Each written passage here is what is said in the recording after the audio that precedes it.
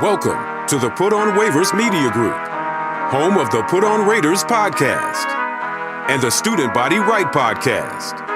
This is your place for the best breakdowns and the best insight for those who fight on and bleed silver and black. Now, here are your hosts, Dwayne Douglas and Ryan Holmes. And welcome everybody to another glorious episode of the Student Body Right USC podcast. I'm your host, Dwayne Douglas, podcasting out the beautiful shores of the Pacific Ocean. Beautiful night out here in Southern California. It was an interesting night, to say the least. If you stayed up on the East Coast late at night or just on the West Coast watching some of these games, it was crazy. It was nice because the Trojans had a Friday night game, so you had a chance to just chill and just relax and watch the Saturday games, and it was nuts. I remember Evan Desai, a writer for Reign of Troy, catching stuff on reignoftroy.com and stuff like that. So it's crazy. It's crazy. What happened with the Pac-10 on Saturday. Let me just start off with the Oregon game. I think the one thing that people are missing about this conference is the fact that we got quarterbacks, yo. Like, there are quarterbacks in this division, and I think I had a great deal of respect for the Arizona Wildcats when USC played them, because a lot of those catches they made were just one-handed, like two people on them. Like, it was pretty nuts. They have a lot of great athletic ability there. They have a good running back as well too. And once Washington got off to a good start in this game. Penix did some things there. Like, there's athletes all over the field, and there's quarterbacks all over the place. I don't think anybody really has an awful quarterback. Maybe Colorado and Arizona State, but everybody else can play. Oh, no question. When the Pac-12 is good, the quarterbacks are good. That's just how it's always been. Yeah. The last time I thought the Pac-12, was a conference that could stack up to, maybe not one of the best conferences, but was a real threat. And could line up with a lot of other teams, was 2017 when they had so many great quarterbacks. They had Darnold and Rosen, Browning, Falk. Like, it felt like, Khalil Tate. It felt like everybody that was at least competent had a really impressive quarterback. I feel like that's kind of what we're seeing this year, and we're starting to see the conference really play well. And some people are saying it might be the best conference this year. I don't know I go that far yet, but I mean, they definitely could compete, and they definitely could end up taking that crown time the season ends, just because of how well-rounded everybody is. And it starts with the quarterback play for sure. No question about it. I gotta tell you, I watch football all Saturday, and I have to watch SEC games with the sound off. Yeah. Because I cannot. We cannot. Like, here's my thing.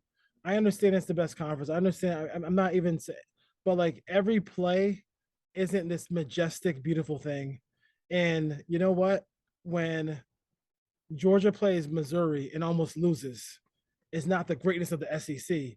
It's just, it shows you how hard it is just to win 10, 11 games in a season. Like, why can't we just admit that it's very difficult to do that? Like, I mean, this whole, like, so now UCLA loses to Arizona at home, a team with I think they went to the game 3-6, now they're 4-6 now, and everybody's killing them for that. But it's like, dude, like, if you really watch that team play, they had a great game plan. DRT, they kept DRT in the pocket for the most part. He still almost won the game. If he set his feet, he probably would have hit Jake Bobo for that touchdown to win the game. But I mean, for the most part, I mean, like, they have talent all over the place. But what I'm saying is, like, they use. But I mean, as far as what happened there, like, where does kind of UCLA kind of go? I know you, before the season, I think you tweeted that you picked UCLA to win this game. Does that change your thought process now? Now that they don't have to have at least the national championship kind of, or the Pac-12 championship in their grasp, if they win this game? It just might. I'm not sure exactly where I'll go for that. Where I'll go as far as this game goes this week. But I know I picked them before this season. I thought that was a kind of big upset opportunity due to the matchups, and I still think it is a bad matchup for USC. But the thing is, I always thought that USC was a better team than UCLA. Yeah. And they do have a better offense, but they do have a better defense than UCLA. And what I saw on Saturday and late last night, kind of confirms why a lot of people this whole time have been predicting USC to beat UCLA, even though UCLA beat Utah and all that stuff, and everyone wants to call USC overrated and all that. Because we saw how flawed that defense was. We saw how Chip Kelly even Chip Kelly got out coached last night. I don't know what you thought. I certainly thought he did. He's gonna be they're going in the right direction. Like, I mean, Arizona, if they get some defensive pieces, they have that quarterback. I think he's only a sophomore. But they really do have a good team. Oh yeah, and so I just you're looking at the coaching that USC has between Lincoln Riley. You're seeing. I mean, USC was 4-8 last year, and they're 9-1 now. And Oklahoma was 11-2 last year. They're 5-5 now. So you're seeing just how valuable Lincoln Riley is as a coach. And when I saw Chip Kelly get out coached by the interim before Chip Kelly was hired at UCLA, that kind of left a sour taste in my mouth about, what a lot of people thought UCLA was and what I personally thought they were as well. So I very well may end up changing that pick. I'll leave it at UCLA right now. But last night kind of showed me why I think USC can win. And, I think that quarters 2 through 4 of USC's game really showed they are capable of putting together a dominant performance. And so, it's definitely going to be a great game. And the good thing is that, nowadays the Rose Bowl really isn't much of a home field advantage. It kind of wasn't in the first place, but in particular lately, I mean, no one goes to UCLA games. It's not a very raucous crowd, nothing like that. So the home field stuff may not really play as big of a role. And if USC gets healthy coming into this game, they absolutely could end up taking it. And that's probably why they're going to be favored by a small margin, but they will probably be favored coming into the contest. That's crazy. If you put the UCLA basketball court in the middle of that field, you probably get more fans some nights than watching UCLA. Travis Dye. I mean, obviously, that's a blow for the Trojans here. I mean, he's been everything you could ever ask for. I mean, he's been a leader. He's only been there for a short period of time, Evan. But it seemed like I was watching Lindell White or Reggie Bush go down. Like not as far as skill level goes, but just like how much of he feels like a Trojan forever. Like as far as that goes, he's such a great leader. He's kind of older. He's married, so like people look at him as maybe like a father figure, even though he's he's on a college team. It really hurt. You don't really see people get hurt, and then the entire team goes out there to see him, but. This is the time now for Malik Brown. This is the time for Austin Jones, and a guy who I think Barlow could be especially in those tough yard situations. He could be a guy who steps up and makes some plays for the Trojans going forward. Oh, no doubt. I mean, when it comes to Travis Dye, why the team reacted that way and everything is because he's a culture setter. Like you said, he's kind of that older player. He came back, probably could have gone to the league last year, decided to come back, come home. Like this team meant a lot to him. He treated it that way. And he meant a lot to his teammates in return. And, you saw, Austin Jones after he scored that touchdown that he had on that insane no-look flip from Caleb Williams. Oh, God. After he scored that, he flashed a 2-6, because that's how important Travis Dye is to him. And they want to play for him. And, it's tough when you lose a guy like that because it's not just who he is as far as a rusher and even a receiving back. It's a lot about who he is, obviously, in the pass blocking game. And like you mentioned, just being a leader, kind of embodying what a Trojan is, kind of building that culture. That's something Lincoln Riley talked about. So it definitely is a big loss. But luckily, like you said, I believe in the other guys that we got too. I mean, just 2 years ago, Austin Jones led the Pac-12 in touchdowns. I think he's more than capable. He has a higher yards per carry than Travis Dye. He has a higher yards per reception than Travis Dye. Malik Brown has a higher yards per reception than Travis Dye this year. Darwin Barlow has averaged over 5 yards a carry throughout his career. That's his career average. If your fourth running back is averaging 5.2 yards a carry, you're doing something right. So that's a position USC does have a lot of depth in. So losing Travis Dye is massive, but I still think they have a good enough running game to win without him. Yeah, and I think the thing that you meant, the one thing that I tweeted out immediately was, this is Lincoln Riley. He's gonna find his rushing yards. You know what I mean? He's gonna find the rushing yards. But I think he's so good in pass pro. That's what I think. That's where they'll miss. So I think that they have to clean that up. And I think they're running backs coach and offensive coordinators and Lincoln Riley will definitely get that ready to go, because if they can get that, I mean, I want to go to Vegas, man. I want to go to Vegas so bad. and rock my Kalen Book jersey. So I would love to see them go to the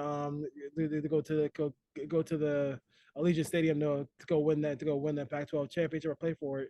God forbid the team that plays there on a regular basis isn't doing anything. The Raiders are 2-7.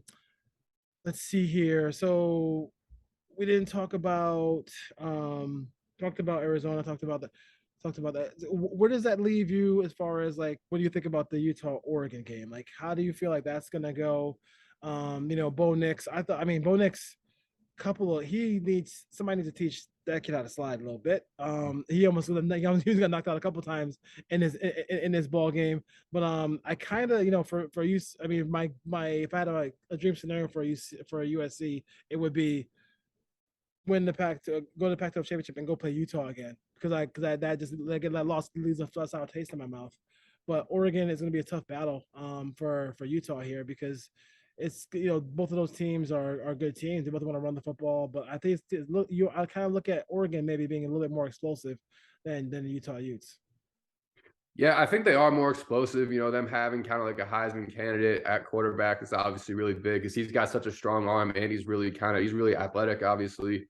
So it could come down to how healthy he is, but that injury doesn't seem to be serious. Obviously, he came back into the game, and again, like a lot of who he is isn't necessarily just who he is running the football. It's a lot about that kind of arm strength, the kind of arm talent that he has, kind of contributes to a high ceiling. So they're definitely really explosive.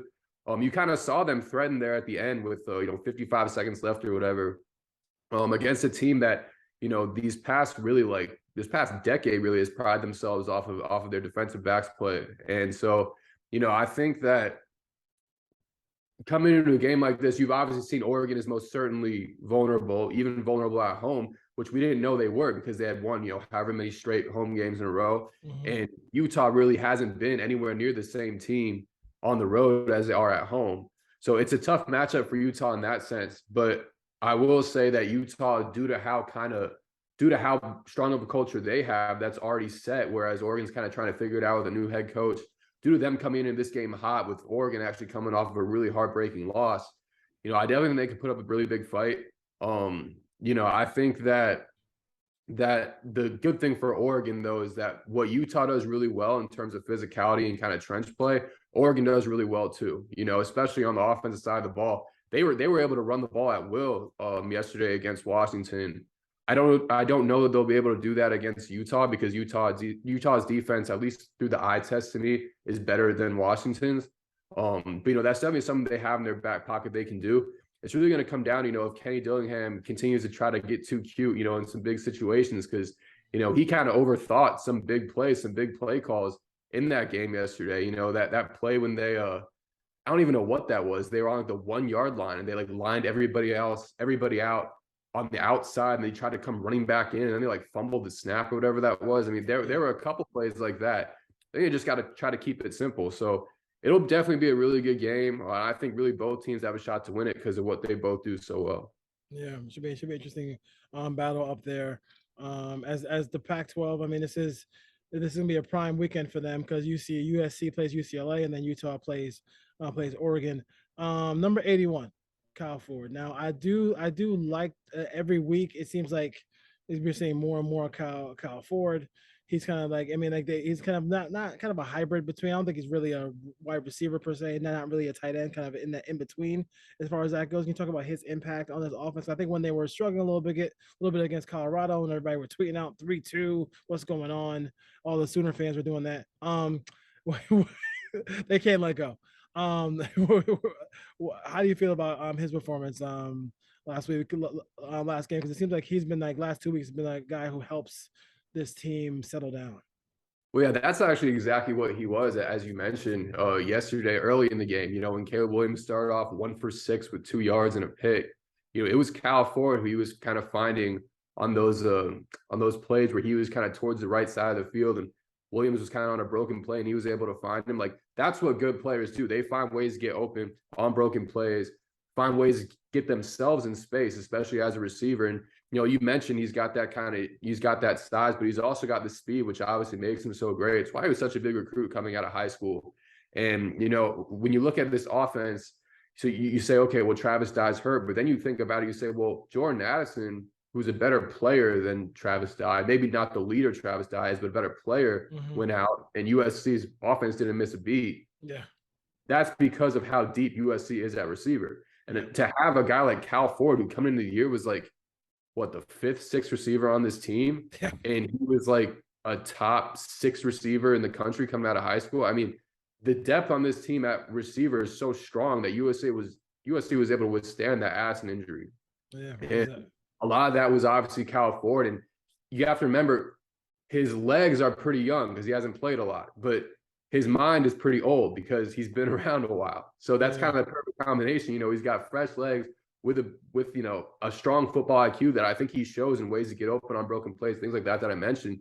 And that talent's something you always want, and to have that as an experienced guy who's been around a while. I think that's why he's having so much success. It's really just going to come down to when he was going to get his opportunities, and he's had them these last few weeks, and he's kind of taken them and ran with them.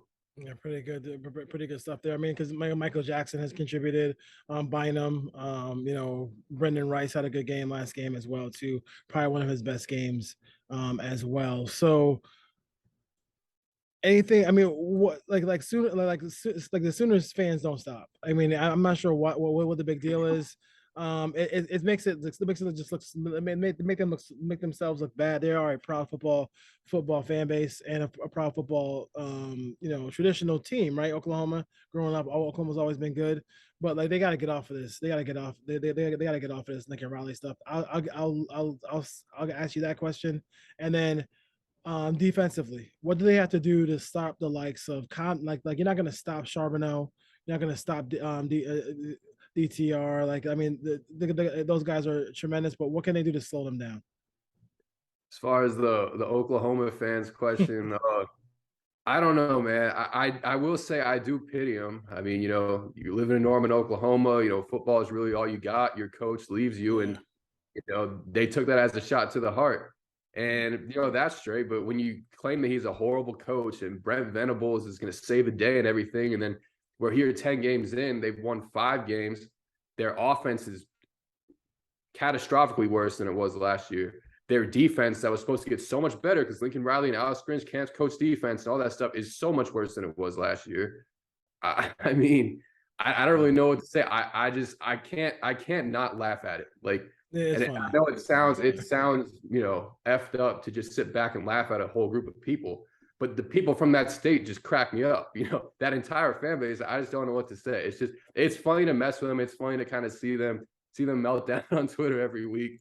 But hey, I ain't complaining. But that's what that is. And as far as the defense goes on stopping guys or containing guys like DTR and Charbonnet, I think number one, a lot of it comes down to the health. We saw Raylan Goforth show up in the second half.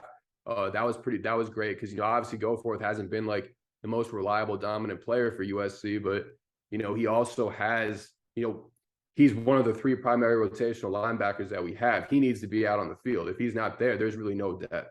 So that was kind of important that I think we saw. And I think that Eric Gentry coming back won't necessarily fix everything when it comes to stopping guys like Charbonnet and DTR, but it's going to put everyone in a position to do their job. And what I mean by that is, like, we're going to be able to actually line up the way we were supposed to. Tuli Tuipulotu is not supposed to play middle linebacker, but surprisingly, these last few weeks. And to be fair, he's crushed it. He had 2.5 sacks last game. He was credited to him and I believe it was Tyrone Taleni with that safety. Yeah. He had a great game. I want that the entire game. I don't want him sitting back in coverage. I want him rushing after DTR the entire game. And I want our best guys running contains on the defense for DTR, because that's how you're going to be able to stop him. Because if you can keep him in the pocket while having a giraffe out there like Eric Gentry kind of patrol in the middle of the field, and then leaning on the good corners that we do have like Mekhi Blackman, I think that's kind of how you're able to kind of accomplish things on defense and contain them. And as far as Charbonnet goes, I mean, that's another situation. Like, Shane Lee has been good at times this season when he's kind of focusing on the run game. He's not, dropping back in coverage. He's not being tasked with big assignments in pass coverage. If Eric Gentry's on the field, again, that's going to leave Shane Lee to be playing more towards his strengths because everyone's together. That's where this defense is supposed to go. This defense more or less runs through Eric Gentry because of all he does and all the problems he presents for other offenses. So if he's healthy, that's big. And I would say if he's not healthy, it's really going to come down to Nick Figueroa, Solomon Byrd, and then somebody in that kind of Solomon Pupu range, Tyrone Taleni, guys like that, kind of like the backup guys in the front 7 to really bring a lot when it comes to the pass rush, because that's going to help everybody out. Because if we can get the best friend of a good secondary is a great pass rush, right? Yeah. That makes their job a lot easier. So if USC can kind of wreak havoc on their offensive line and get guys who necessarily aren't the star players on this team performing the level that they can, I think that they really can end up kind of containing those guys. And we've seen Nick Figueroa have good games this year. We've seen Solo Tuliao Pupu have good games this year. We've seen Solomon Byrd have good games this year. Like, these guys are capable of it. If Eric Gentry is not good to go, one or two of those guys are going to really have to step up if you want to have a good defensive performance. Yeah, no question about it. It should be a fun game. I don't know how I feel about it yet, because I mean, I almost feel like I want Chip Kelly playing for something so we can disappoint rather than him in this spoiler role. Like, Yeah. because all he can do is spoiler for them. I feel like they've played in the big game against Oregon, their worst game. They fought through it. The offense was ready, raring to go against Utah. If that roughing the passer is not roughing the passer, which is not roughing the passer call, and they go up 21-0 there, they could probably win that game going away. I think when it comes down to it, and we're gonna end on our podcast, we're gonna have a show every week, a show every day to leading up to the UCLA game. So make sure you stay tuned for that. This is the first one of that series. I kind of think they just find a way to win this game. I think you said it best. I think they're a better team, and I think they'll show it on. I think they'll show it on Saturday night. On, was it Big Fox? Is it Big Fox? Is Big Fox that game? So Big Fox. Yeah. Yes. On Big Fox. So that should be fun. That should be fun. Always fun to talk to you, Evan Desai. What other things are you working on this week for the fans of the Trojans to read about? Let's see, a lot of stuff on Caleb Williams, accomplishments, stats that he's putting up. He's doing some crazy things, like stuff that you can see, as well as kind of stuff that, advanced stats tell you about who he is. I do have something about Oklahoma and their regression that we mentioned and how it confirms the type of coach that Lincoln Riley is. And then we will have some stuff on Thursday and Friday and a little bit throughout the day on Saturday morning, afternoon, about what to expect from this game. How to bet for this game, things like that. Yeah. So there's going to be kind of a variety of stuff this week. Cool. Should be fun. We'll all be reading that stuff, and just get ready for this game. It's gonna be huge. So should be fun. If you can get a chance to go out to the Rose Bowl and watch that game live and cheer on our Trojans, it'd be fun. If you can't, sit back and watch the game. It should be fun either way, because it's gonna be big plays all over the place in this one. All right, Evan, take care, brother. Fight on. We'll see you next time. Thank you, bro. Fight on.